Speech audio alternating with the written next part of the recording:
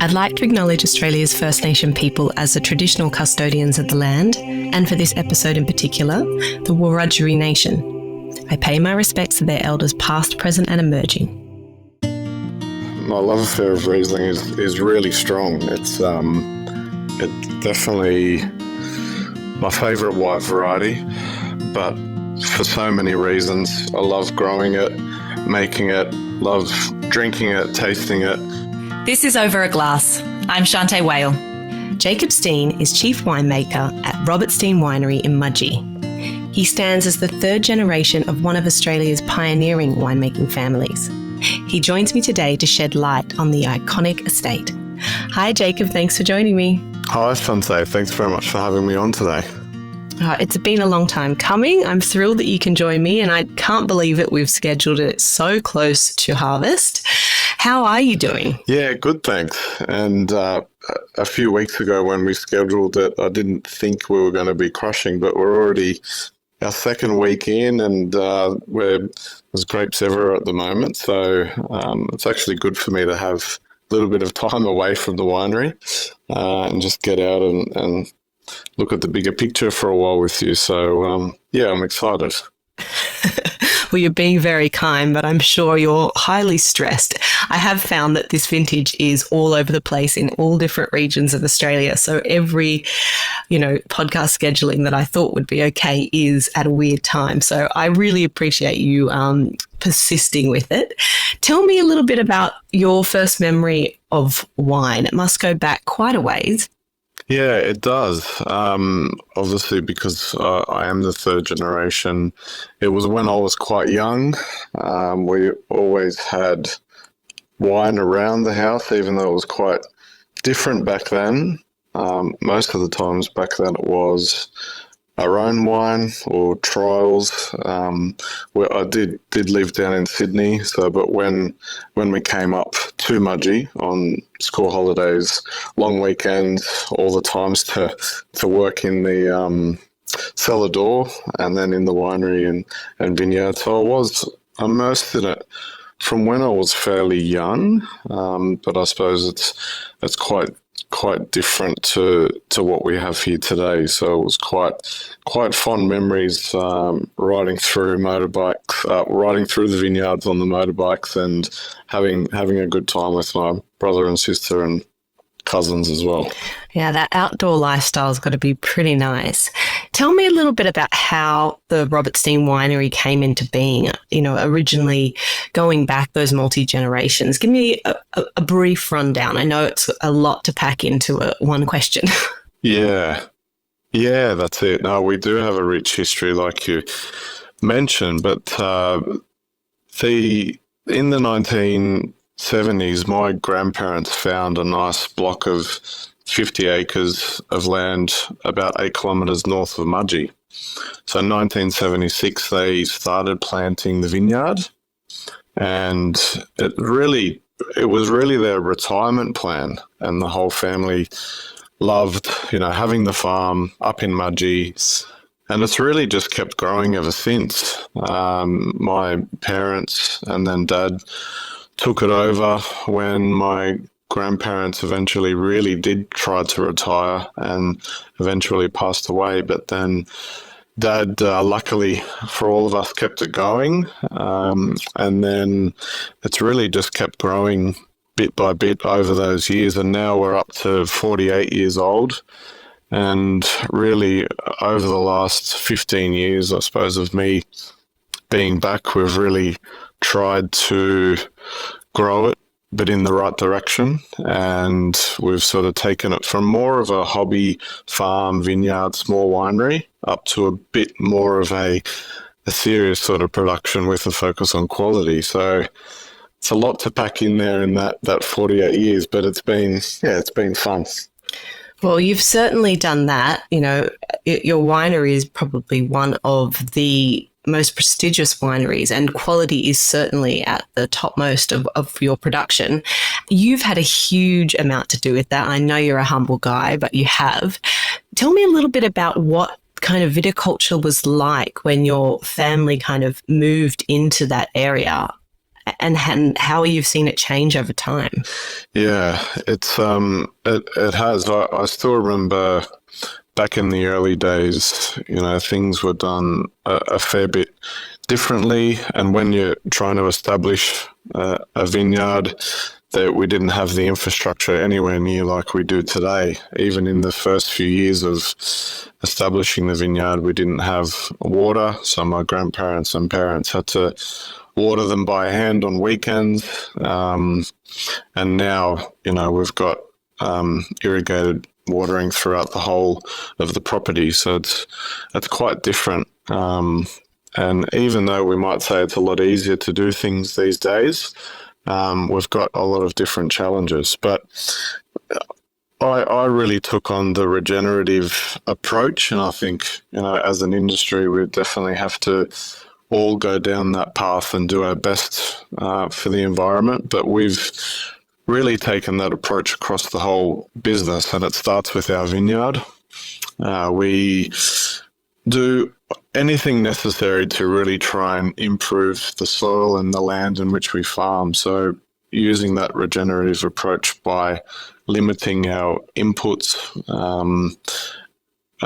implementing cover crops and using compost and grape mark from the winery, and really having a soft and gentle approach. So we look after our soil and our vines, and we've seen a massive increase in improvement and quality over those last 15 years just through doing a lot of basic work. Like some of those things I've mentioned has really helped lift our organic matter up from around 1 to 2% when I arrived up to 5 or 6%. And I know that looks like it's only a small jump, but I think it's a massive turn towards just showing how much organic matter and soil improvement there is underneath the vines. And I think we'll keep trying to improve many other ways as we move forward. Oh, it's so important and incredible to see the work that you have done. But I mean, you're not just interested in grapes. You do have a bit of a farm out there too. You have a bit of livestock, is that right?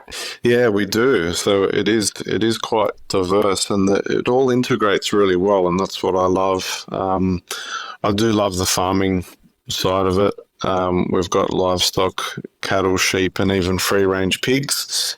And that's a nice little side venture for us, even though that itself is sort of slowly growing as well, but it gets me out of the winery a bit and into the farm and the vineyard a fair bit more. So our livestock integrates really well. We even put the sheep and sometimes the pigs into the vineyard in winter.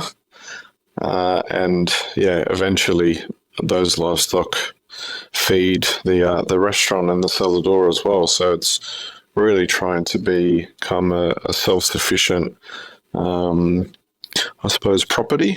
And whilst we still, even our own veggie garden, trying to grow as much as we can to use on our own farm. So it is quite diverse, and we love that. Sometimes it does get really busy, like at vintage time when you're trying to do vintage and harvest as well as look after the farm and animals. But like I mentioned, it's a nice little sideline that I can get out to and just sort of take a breath during really busy harvest time. But it's really fun. It's really rewarding to grow livestock on our own farm.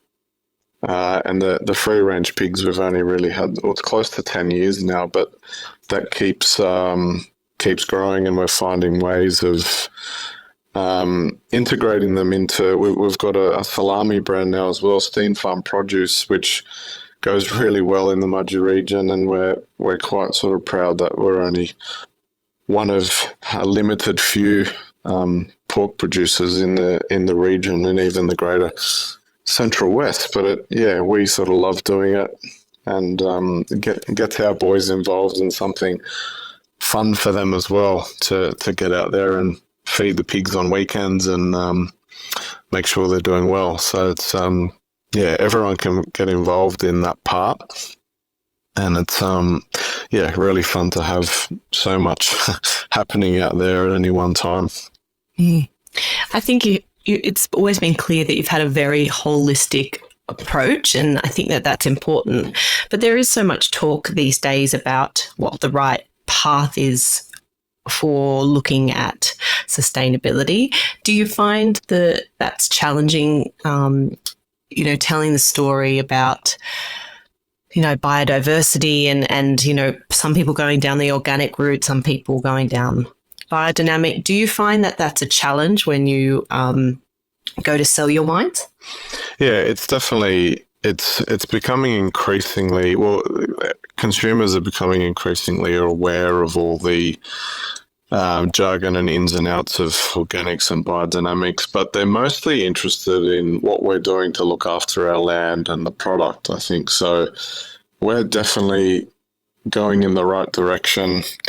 We've, as I mentioned before, implementing all of these better procedures and principles and actions by reducing our inputs with very limited use of chemicals. We're trying to alternate with just tilling, and we do have one certified organic block which luckily enough has been certified since 1990, so we lease that block.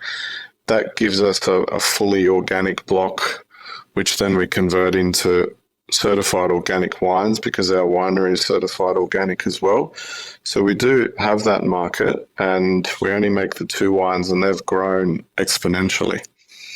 It's nice to have those wines, but then it's also really nice to say that our whole farm is holistic and regenerative, and we look after our land, and we can really see the outcome when we discuss this in the cellar door. And I think that's what matters most to our consumers. And even having single vineyard wines off our own vineyard in the front of the cellar door, they can really see, the pathway. It's so close. It's not, nothing against the big wineries at all, but it's so different and so unique when you can show single vineyard wines and how they're handcrafted, they're handpicked straight into the winery, they're crushed in the tank within an hour or two, and then they form their whole process into the bottle, which we then sell mostly at the cellar door. And I just think overall that's such a holistic approach as well, because it's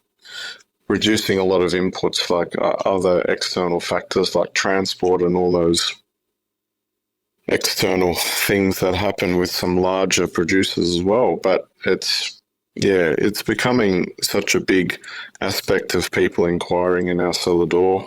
And I'm glad that we're on the front foot and really trying to look after our land and think about the future. And that's probably what's most important, because if we are going to be there and be in a better shape for the next generation, then it needs to start now, and we've got to really, I suppose, track our progress. And I think we're doing a good job to move towards a better future. Very much so. I think being on the front foot is a good expression, I think, for you guys. What I love about your business is that you really managed to capture a history and a presence of what Mudgee has been and what Mudgee will be. And I think that that's really well expressed in your offerings of wines. There is, a distinct range of wines, but it takes you through almost a journey of kind of what was important to Mudgee a long time ago. Where are the historical roots? What are we looking at now? What are we playing around with the future? And your whole range of wines takes you through that journey. I would like to know a little bit about the important varieties, the historical important varieties, and then talk a little bit about kind of what you're playing with and where do you think will be Mudgee's strength down the track? Yeah, great. It's a really important question, I think, because that's what makes Mudgee so unique, in that we've got currently a nice band of young winemakers, like myself. I can still say that because I'm in my 30s. But There's plenty of us as friends. We all get along really well, and we talk about these things all the time. So historically, Mudgee's been known for those richer, earthier reds. And whilst the good thing is, I think it's still great that there's still some producers around that are still holding on to that. And I think that's important that there's still that option and glimpses of the past. But what we're seeing more of is the new generation coming through with more exciting styles. Many different varieties have been planted over the last few years. We've been included in that, but I think nearly every producer is looking towards other producers and alternative or more suited varieties to Mudgee if it is going to keep getting warmer. So we've really got a good eye on our past, but also trying to ensure that we stay relevant. And even the styles of Shiraz that we produced, even back in 2009, it was a great vintage, but they're quite largely framed wines. They do have a bit of earthiness and thickness about them, but then some of the wines that we've made here in the great vintages of the last 5 to 10 years are just so much more modern. They're fruit driven, but they've still got enough complexity to help give them enough age worthiness, which people often still ask for in the cellar door and when buying wine. So yeah, it's good. I mean, a lot of Italian varieties have been replanted here. We've got some of the oldest sites and the first plantings of many Italian varieties, but they unfortunately got pulled out through a lot of mismanagement over many years. But it's good to see that they're coming back in. But where they are going back in is probably some of the better sites for those alternatives and the Italians. So really excited about the future. Our Montepulciano is probably has such a great potential. I don't think it'll ever come on and maybe take on our Riesling as our flagship, but I'm excited that we've got that opportunity to do something very different with an Italian red like Monty that we love making, love growing. The last few years it's been through drought, heaps of rain, and then a cool vintage, a warm vintage, and it's done really well every single year. So I think we've got to keep searching for those type of varieties that we can, rely on to do really well and consistently every year. And it doesn't really matter as much if we have a wet vintage or it's too dry, and we don't need to, we don't need to intervene. If it is going to be too wet, we can just know that the Monty's going to do its thing. So, yeah, I'm pretty excited about that variety, and we've done well in shows. But apart from that, it's just a great drink, and it suits Mudgee because of our climate and our soil. And the great thing is that Mudgee as a whole is doing that. Everyone has put in similar varieties that they really love. There's 3 or 4 other Monties. There's more Sanjo going in. Tempranillo has been around for a fair while, but we're just starting to understand it as a variety.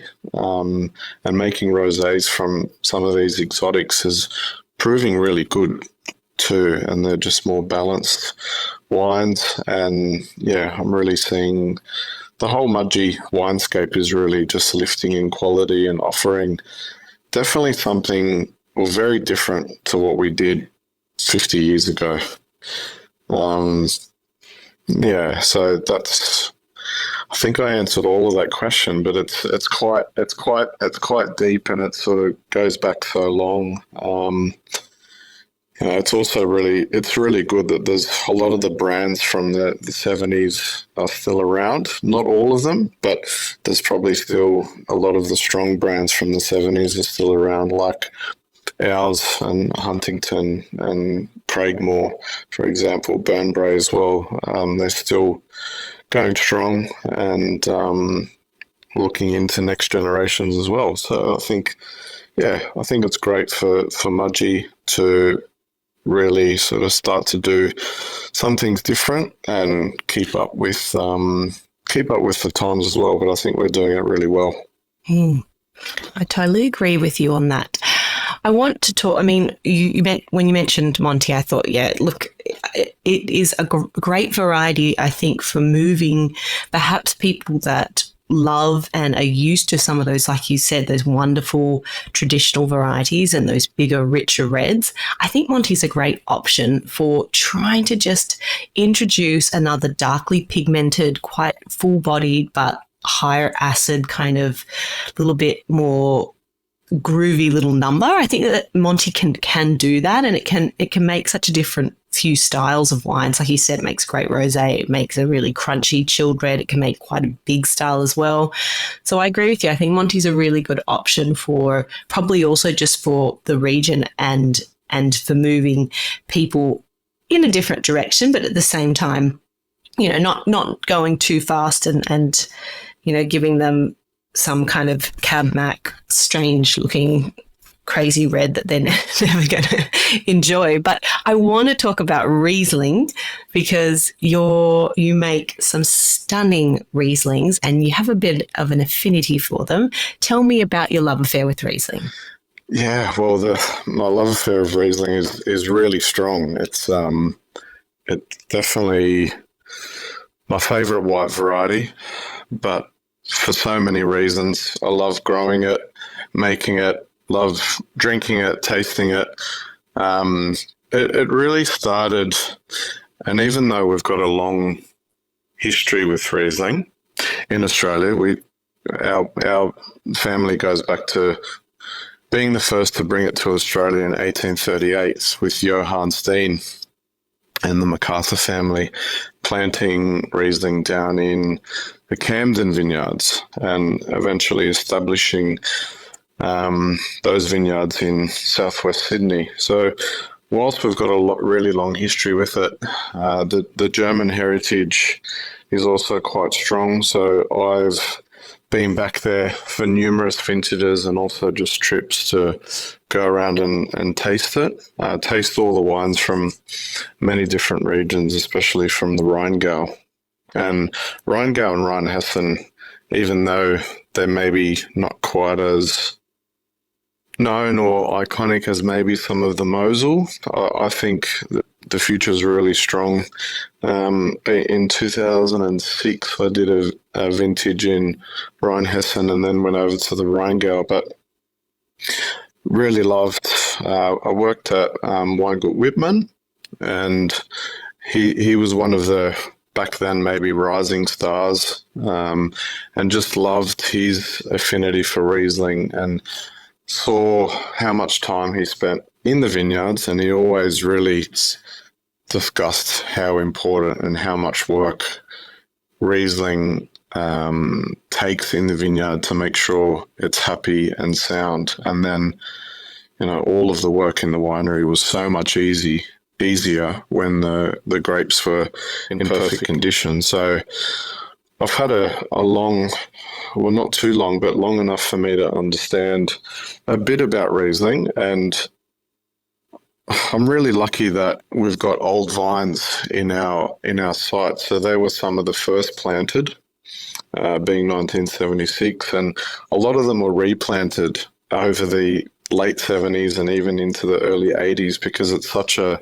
tough, hard site. So red ironstone, there's quartz and shale. There's not too much soil in there. It's a bit of hard rock right up the top of the block. And that's why we make our reserve wines from that particular area, just because it shows the strength and concentration of that site. But yeah, I love making Riesling for so many different reasons, and of course it's because of our family history. But I think it's going to take me probably forever to understand exactly why we make really good Riesling. It often just sort of stumps me how well they do commercially and in shows. We make a few different styles, but we love our reserve and the dry. They really show our site quite strongly, especially in the reserve being a bit of minerality, maybe with the quartz and all the hard shale and rock sort of intertwined into that wine. But we have concentrated on it as well. So I always tell all of our team out there that there's an endless budget for our Riesling vineyard, and they know how much we love it, and I think that's sort of spreading throughout our whole team as well. We really love just making and growing Riesling, and it's a real vigneron wine. You need to get the vineyard right so you can make excellent wine. And it's sort of a challenge in Mudgee. It can get quite warm, but then I look at it in comparison to the Clare, where it also does really well, and we're normally 3 or 4 degrees cooler than the Clare as well. So whilst we've got the altitude, the vineyard sits at 600 meters. It's still much higher than the Clare. We can get a fair bit of UV, so we've got to be really careful about sun exposure and canopy management to make sure that the afternoon sun the fruit shaded in the afternoon. So moving canopy, growing it in the right direction, so we make sure we do that naturally. And then if they are getting a bit exposed, the great thing is that there's natural products like kale and sunscreen to be able to just help shield them and do things naturally, so we get pristine Riesling juice. And yeah, I think it has gone fairly well. I do agree. I think there's still a lot more to do, but I think we've won. The last time I counted, we've won over 70 gold medals and just over 50 trophies just for our Rieslings over the last 8 years or so. So, yeah, I suppose we should start saying that they are going pretty well. I have heard it called the Stein Show before when it comes to a Riesling class. So, yeah, that's true. That's true. Yeah, sometimes it can be.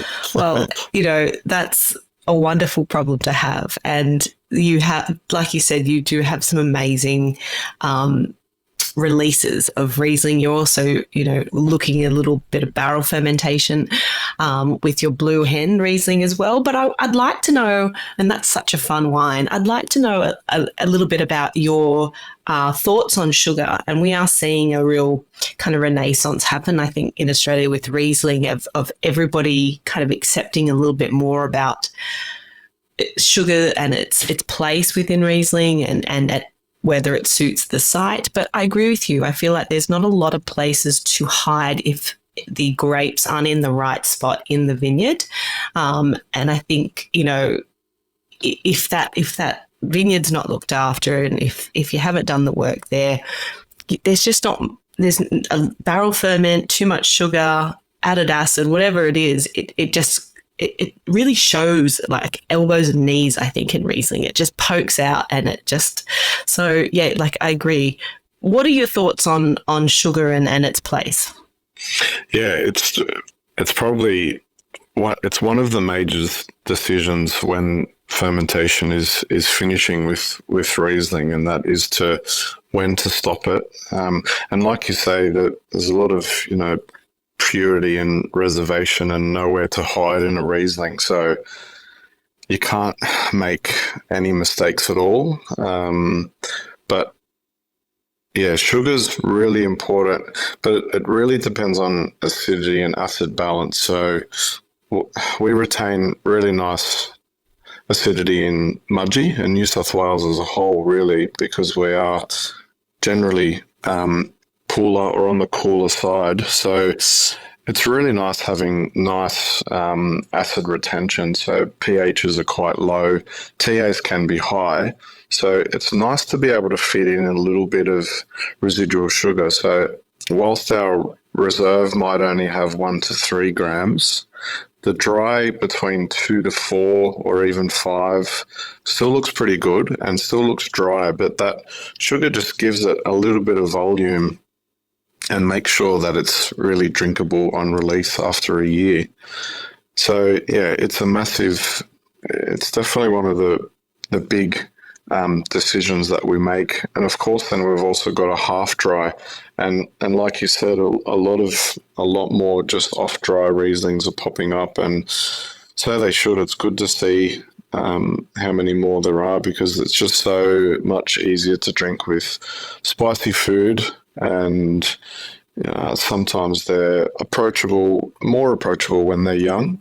However, the acidity and sugar level really helps, I think, those wines age for a long time, which is one of the other great things about Riesling, and that, the well-made ones can last for many, many years. And I know some of our 09s, which was my first vintage, are drinking exceptionally well at the moment. And I just remember how, just the acid and sugar balance we got back then was spot on, luckily, and I think it's showing in the wine. 15 years later, just that we nailed that balance, and it's just kept the wine balance its whole life, and brought on different characteristics. So the age worthiness, I think, is really important, and got to do a lot with that acid and sugar balance. So yeah, it's definitely one of the most important things with Riesling, and I suppose all varieties, but in Riesling there's not too much place to hide, similar to Semillon. Absolutely. I think that it's just, like you said, it's so great to see lots of different styles, lots of people drinking Riesling. It's a drink that you can have any time of the day, breakfast, lunch, dinner, in between. And they're kind of bulletproof, I find, in the fridge. I don't know what it is about Riesling, and maybe it is that bit of sugar, but I just find that it's a bottle I can open, and still 5-6 days later, I'm finding it still looks great, whereas that doesn't happen for a lot of other wines. And I appreciate that. My husband doesn't drink white, so I appreciate being able to keep a wine for a few days. I want to talk a little bit about your winemaker, Lisa Bray. She's won some great awards, and what does she add to your business? Yeah, great, good question, because we worked together a fair bit, and while Lisa started with us in 2016, and her role has kept growing ever since. She's now senior winemaker with us.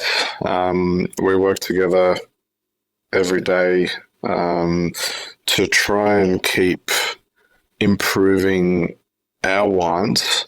It's a really busy winery, so 2 winemakers, but my role is a little bit more out of the daily activities of the winery now. So she runs the daily operations. I help her with all the large decisions. She's got a real affinity with Chardonnay and maybe Cabernet and Shiraz as well. So our strengths they're similar, but we sort of take on different areas. And I think the partnership that we've played here in Mudgee is really important, because we actually make nearly 50% of the wines of the Mudgee region under contract. So we do contract winemaking as well. If it was only my wines in the winery, I hope that we'd still be able to have another winemaker, but it's as a partnership and as a company, we've done really well overall. And we've won all of the winemakers of the year for the last however many years in the Mudgee region. It's either been me or Lisa and me, or Lisa on her own. So it's been good. I mean, we do make a lot of the wines as well, so our show success is always quite up there. But Lisa's got an attention to detail that is quite unique. She's got a great palate. We work together a lot on the bench, and I think because we see a lot of different batches, we've got a lot of great options, and we take our time to make sure every wine is as good as we can before it gets bottled. So whilst that increases the pressure a fair bit on us, we're quite excited about it, and we work together. I think we've got the best vintage team that we possibly ever have had this year. So we've got a few newbies, a couple of first-time winery workers and part of our team, but they're just really good people, and we're enjoying being able to pass on that knowledge to some newcomers as well. And we've got, some of the other remaining team has been there for a long time, some of them over 10 years as well. So, yeah, it's definitely a team effort, but with Lisa steering the ship, most days, I think we've done a great job, and she does a great job in all a lot of the big and little decisions. But it's definitely great having her on board. She's got her own little brand as well, L&B Wines, which is doing well, and she can have a lot of fun with those on her own. I dare not go next to those wines, but sometimes she does let me in, and we have a look at the trials and taste a lot of them and all the wines together. So it's really nice that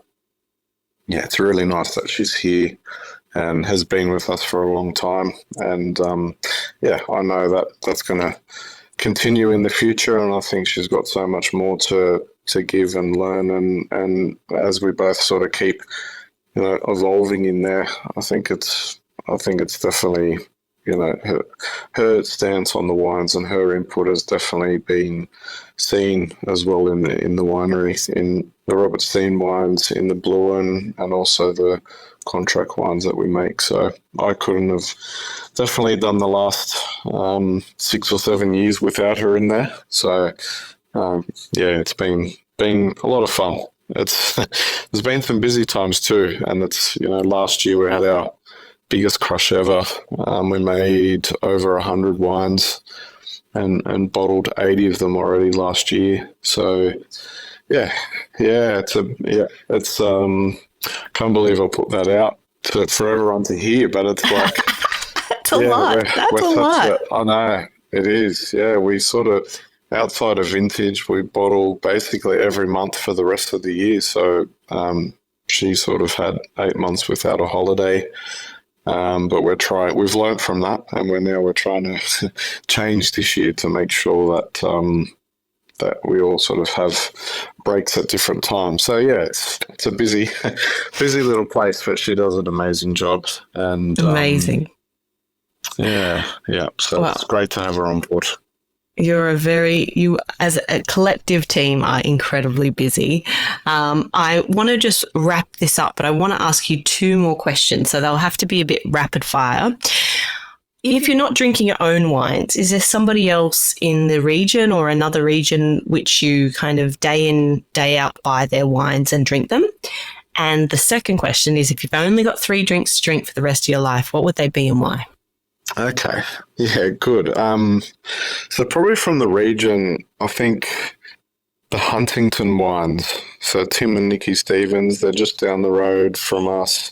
They're a bit more old school, but they're very age-worthy. And like as a young family and a team, like they've stuck to their guns and they've made some amazing wines. And their Shiraz and Cabs are more traditional Mudgee, but I still love drinking them, and so does my wife Gina. So I think I get brownie points when I bring some of those bottles out. But I still haven't had a bad one. Just always consistently good, and they've got a lot of history and a particular style, and it's great that they've stuck to it and just love drinking their wines.